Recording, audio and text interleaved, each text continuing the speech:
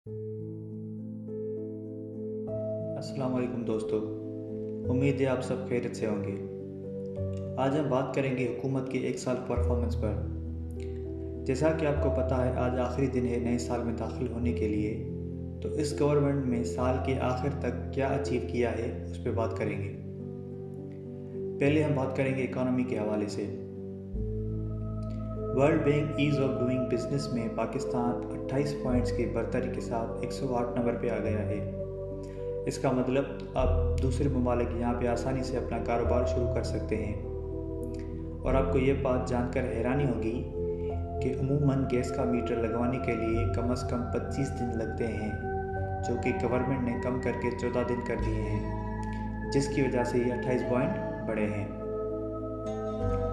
दूसरी point, Bloomberg जो कि फाइनेंशियल एडवाइस देता है नए कारोबार शुरू करने वालों को, उसके मुताबिक अगले कुछ सालों में 20 ऐसे ममालिक होंगे जो दुनिया की इकॉनमी में आगे रहेंगे, जिनमें पाकिस्तान भी शामिल है।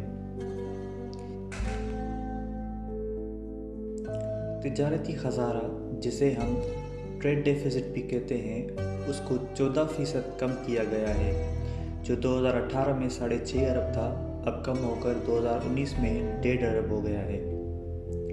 चौथे नंबर, मूडी सर्विस इन्वेस्टर्स जो कि एक प्राइवेट इदारा है, ये बताता है कि इस वक्त कौन सा मुल्क बिज़नेस करने के लिए बेहतरीन है।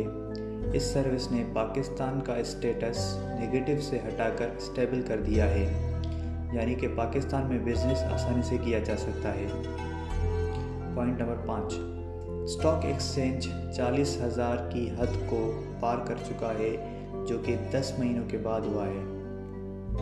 छठा पॉइंट, 78% बाहर के ममालिक से इन्वेस्टमेंट में इजाफा हुआ है, जिसे हम फॉरेन डायरेक्ट इन्वेस्टमेंट भी कहते हैं।